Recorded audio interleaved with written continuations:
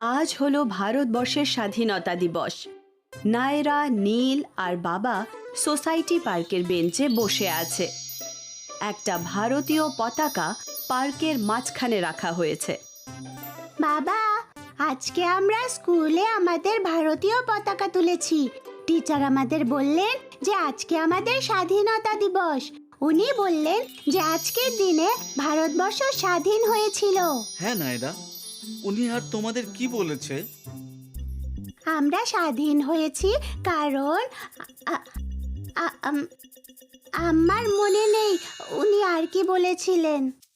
বাবা, আমার মনে আছে, আমি কি তোমায় বলবো? হ্যাঁ নীল, প্লিজ আমাদের বলো। টিচার আমাদের বললেন 1947 সালের 15 অগস্ট ইন্ডিয়া ইংরেজের থেকে স্বাধীনতা লাভ করেছিল। আমরা এই ঘটনাকে স্মরণীয় করার জন্য আজকের দিনটা পালন করি। বাবা, ইংরেজরা কেন ইন্ডিয়াতে রাজত্ব করত? নীল, নায়রা, অনেক বছর আগে সারা ইন্ডিয়াতে অনেক ছোট বড় রাজ্য ছিল। ইংরেজরা ইন্ডিয়াতে এসেছিল ব্যবসায়ী হিসেবে। ব্যবসায়ী তাদেরকে বলে যারা জিনিস কেনা বেচা করে অনেক পরিমাণে। আস্তে আস্তে ওরা খুব শক্তিশালী হয়ে উঠল আর ইন্ডিয়ায় রাজত্ব করা শুরু করলো।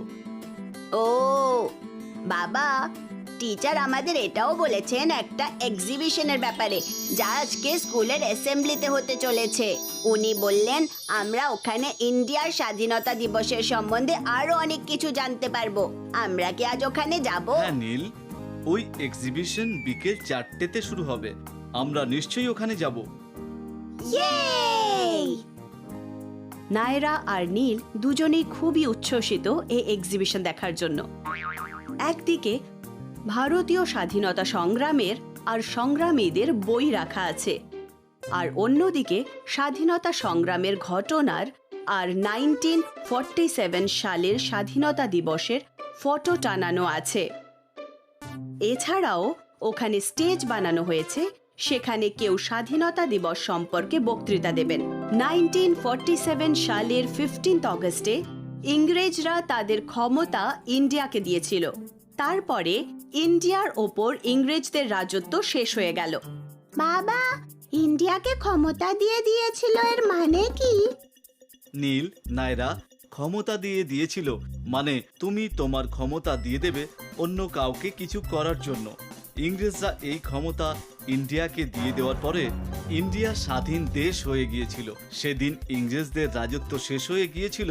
সেই দিনটাকেই আমরা স্বাধীনতা দিবস হিসেবে পালন করে থাকি। ও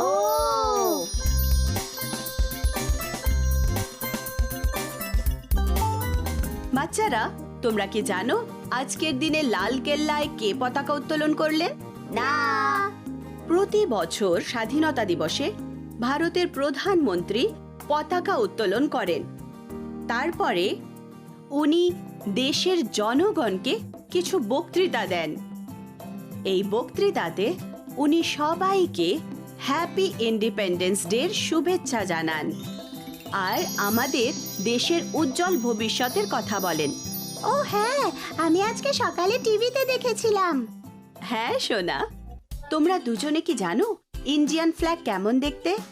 হ্যাঁ, এটা খুব সুন্দর দেখতে আর 3টে কালার আছে।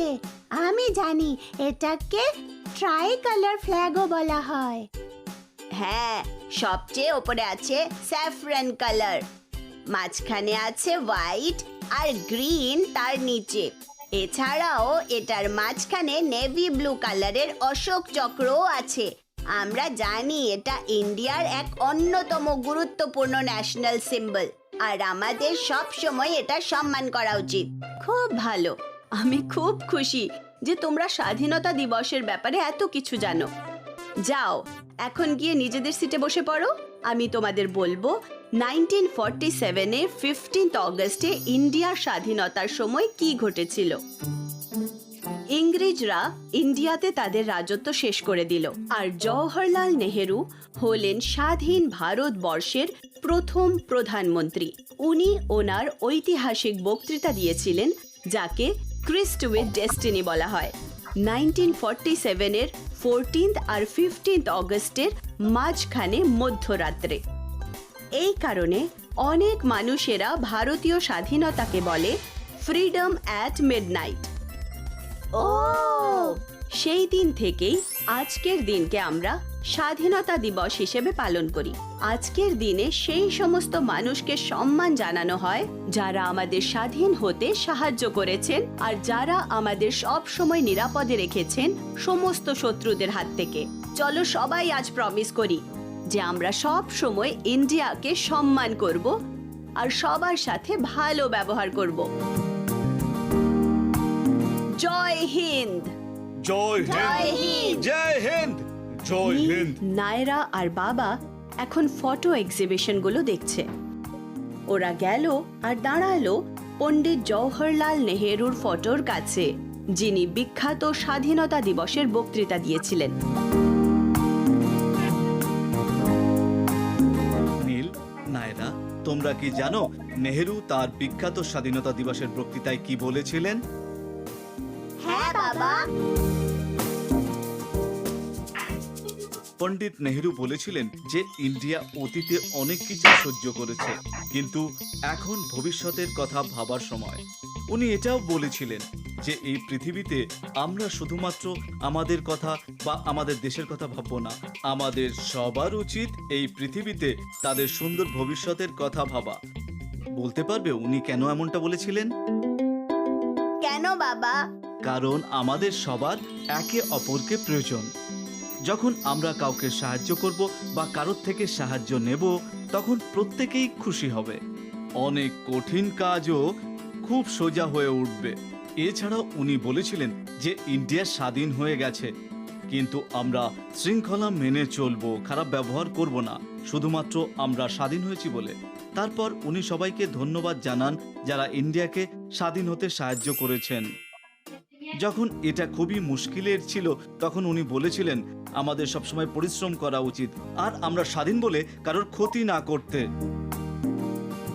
ও নীল, নায়রা, তোমরা দুজনেই কি বুঝেছো স্বাধীনতা দিবসের গুরুত্বপূর্ণ কতটা? হ্যাঁ বাবা, আমি প্রমিস করছি ইন্ডিয়াকে গর্বিত করব। আমি একজন আর্মি ম্যান হব, বা হয়তো এই পৃথিবীর সবচেয়ে ভালো টিচার, বা হয়তো একজন সায়েন্টিস্ট। ও, আমার এটা শুনে খুব ভালো লাগলো নীল। আর তুমি কি হবে নায়রা? বাবা, আমি ইন্ডিয়ার প্রধানমন্ত্রী হব আর রেড ফোর্টে পতাকা উত্তোলন করব।